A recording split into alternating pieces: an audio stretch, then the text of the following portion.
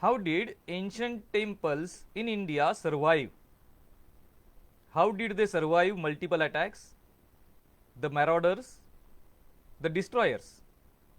We have already seen three reasons in part 1, and we have also seen examples. The three reasons were: number 1, there was strong resistance not only from the kings but even from common people. The attackers had dual purpose of money and destructions. So only where both purposes were satisfied did the destruction occur. And the third one was inaccessibility of many of these temples. The temples being erected in places where going was not so easy. And we also saw that there is a cost benefit analysis attached to it.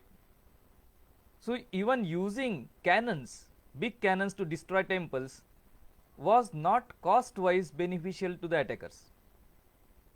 Today we will see the rest of 6 reasons. The fourth reason being mystical occurrences or chamatkar. In several temples, when the destruction was about to commence, some mystical occurrence happened, and because of that the attacker did not want to destroy the temple or lost the mind to destroy the temple. In some cases there were attacks of bees, honey bees, in thousands and lakhs. In some cases there were earthquakes, and in some cases there were things which happened elsewhere which pushed the attacker to take his resources over there, leaving the temples intact. For example, Tipu Sultan in his Srirangapatna fort itself had a temple and he contributed to it. But he was contributing to the temple because he was a believer in astrology or Jyotish, and he was able to see the effect of astrological guidance. And for that guidance to continue, he was contributing to the temple or upkeep of the temple, and there are 3 or 4 more temples like this where he contributed to the upkeep. And though he destroyed number of temples, though he converted a number of people, he continued the grants to these particular temples because of the chamatkar that he was getting, or the benefit that he was getting from there. One more story is told of a Jwala temple or Jwala Devi temple in Uttarakhand. Here natural flame comes out from the earth's inside, and that flame itself is worshipped as Jwala Devi. Akbar tried to destroy this temple, not once, not twice, many a times. He also brought in water. He had a canal dug from the river to the temple and put that water directly into the Jwala. But the Jwala did not subside, the fire did not subside. And then it is said that Akbar, he killed all the priests, he put big stones on top of the fire and left. But then certain occurrences, negative occurrences happened in his life, whereby the Purohit told him to make amends. And by this time the temple Jeernoddhar was already done by Sher Singh, who was a neighboring king. And then Akbar provided a golden chat or chappar to the deity at Jwala temple. So this way there were a number of mystical things happening in and around temple, and such mystical things happen till today. Take the case of Kedarnath, when there was the cloud burst and huge amount of destruction was there. A big Hanuman Shila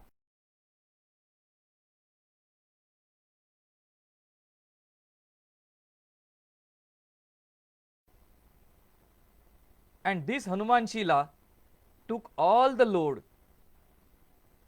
all the debris, all the impact, and the temple remained intact. Even today, we can go and see the Hanuman Shila. So, mysteries and mystics never cease. That was one of the main reasons that many temples were left alone.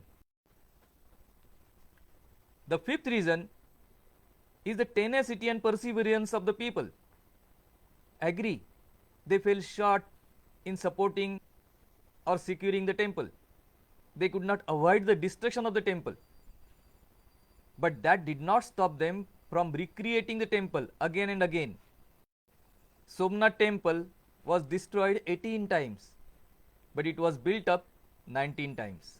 And even today, the Somnath temple stands proud and high.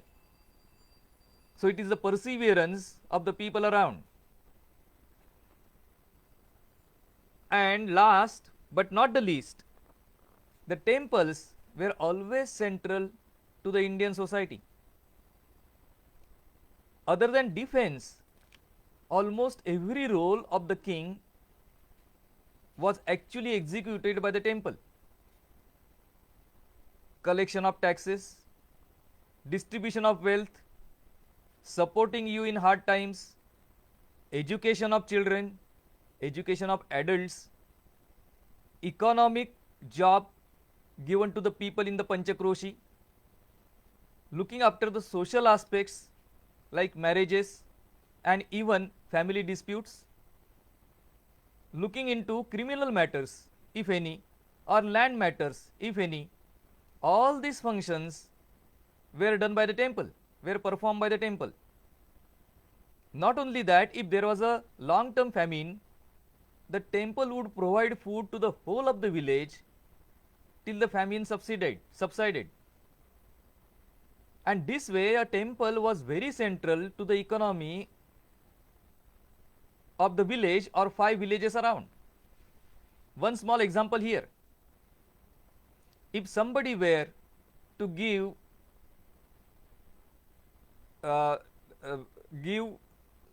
temple lights, the Niranjan, what he would do is he would decide the number of Niranjan that were to be lit every day in his name or in his commemoration, and then would work backwards. For this many lights, this much ghee, for this much ghee, this much of milk, for this much of milk, these many cows, and he would donate that many cows to the temple. And the temple would give those cows to a person in the next village, not in the same village as the temple was there. And this person would look after those cows, and every day he would bring in that much of ghee, whatever was the ghee that was decided. If the number of cows increased, it was to his benefit. If the number of cows decreased, he was responsible for that. If after 5, 10, 15 years, he was incapable of looking after those cows, he should return those cows to the temple. And so on and so forth. And every aspect of the temple was taken care of by the Panchakroshi, that 5 villages around. So many of the trades, so many of the traders, so many of the skills were all dependent on the temple. So having the temple in the midst of the village or in the midst of the city was extremely essential. It was a must. So they kept on rebuilding the temples, and the temple, on the other hand, was looking after the community. And these are the 6 reasons why ancient temples in India have survived till date, facing innumerable times destruction. But till day, we have got those treasures saved. So let us summarize those 6 reasons, and let us pay our respect to our ancestors who worked tooth and nail, who fought, who laid down their lives for the sake of our Sanskriti. So the 6 reasons are: first is strong resistance, Second, dual purpose application. Third, inaccessibility. 4, chamatkar. Fifth, perseverance and grit to build up the temple again and again. And sixth, the position of the temple in the economy and social life. Namaskar.